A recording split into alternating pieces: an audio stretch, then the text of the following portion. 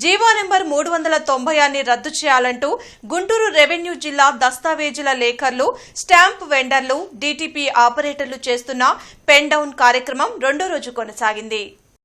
రాష్ట్ర ప్రభుత్వం కక్షిదారుల వ్యవహారమైన దస్తావేజు తయారీ విధానాన్ని పీపీపీ విధానంలోకి తీసుకోవడం దుర్మార్గమని గుంటూరు రెవెన్యూ జిల్లా డాక్యుమెంట్ రైటర్లు మండిపడ్డారు.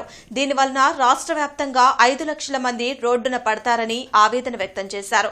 వెంటనే జీవో ఎంఎస్ 396 జీవోని ప్రభుత్వం ఉపసంహరించుకోవాలని డిమాండ్ చేశారు. ఈ కార్యక్రమంలో సాయి, రామరాజు, మునగాల రవీంద్రబాబు, రషీద్, పొట్టి గోవర్ధన్, తన్నీరు సురేష్ కుమార్ తదితరులు పాల్గొన్నారు. మా ప్రధాన డిమాండ్ ఏంటంటే 396 జీవోని ఉపసంహరించుకోవాలి. ఆ జీవో వల్ల మా జీవనోపాధి కోల్పోయే అవకాశం 100కి 100% ఉంది అని మేము నమ్ముతున్నాం. కాబట్టి ఆ జీవోని గవర్నమెంట్ని బేషరతుగా ఉపసంహరించుకోమని కోరుతున్నాం. మరి ఇక్కడ స్టాంప్ వెండర్లకు కూడా లైసెన్సులు ఉన్నాయి. మరి దస్తావేజ్ లేఖర్లకి లైసెన్సులు ఎందుకు ఇవ్వరు? దస్తావేజ్ లేఖర్లకి లైసెన్స్ ఇచ్చి తీరాలి. ఈ రిజిస్ట్రేషన్ వ్యవస్థలో మేము ఒక పిల్లర్ లాంటి వాళ్ళం. మేము లేకుండా ఇక్కడ దస్తావేజు లేదు, మేము రాయకుండా దస్తావేజు రిజిస్టర్ అవ్వట్లేదు. ఎందుకంటే మీరు రాసే దస్తావేజులో అంత నాణ్యత ఉంది. ఆ నాణ్యతను కాపాడుకుంటూ వస్తున్నాం. మరి వేల కుటుంబాలకి మేము రాసే దస్తావేజుల వల్ల రక్షణ చేకూరుతుంది.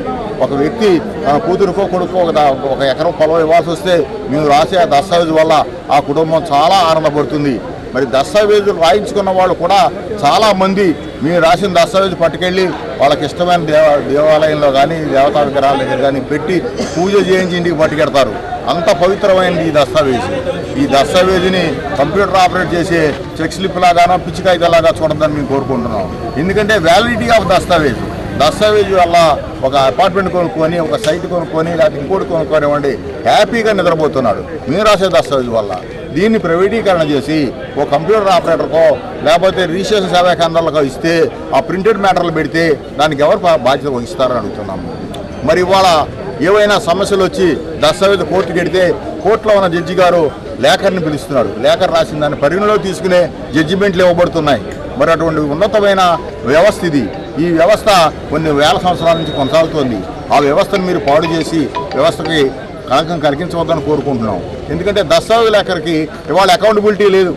దస్తావేజ్ లేఖర్ ఎనీవేర్ ఎవరైనా రాసుకోవచ్చు, ఎక్కడైనా చేసుకోవచ్చు. ఈ విధానాలు కరెక్ట్ కాదు. ఎందుకంటే దస్తావేజ్ లేఖరికి ఒక బాధ్యత అప్పగించండి. దస్తావేజ్ తప్పు రాస్తే దస్తావేజ్ లేఖని శిక్షించండి. తప్పు రాయకుండా జాగ్రత్త పడతాడు. దస్తావేజ్ క్యాన్సిల్ అవుతుందనే భయపడతాడు. మీరు ఎవరైనా రాసుకోవచ్చు అని చెప్తున్నారు. దస్తావేజ్ రాయడానికి పబ్లిక్ డేటా ఎంట్రీ సిస్టమ్ అని పెట్టి ఎవరిష్టంగా కొట్టేసుకోమంటున్నారు. దానిలో తప్పులకి ఎవరు బాధ్యత వహిస్తారు? మరి దస్తావేజ్ రాసిన లేఖరికి ఏదైనా తేడా వస్తే దస్తావేజ్ లేఖని అడుగుతున్నారు. సార్ ఈ తేడా వచ్చింది ఏంటంటే మనం రెక్టిఫై చేసుకుంటున్నాం, తప్పులు సవరించుకుంటున్నాం, పార్టీలకు మంచి సర్వీస్ చేస్తున్నాం.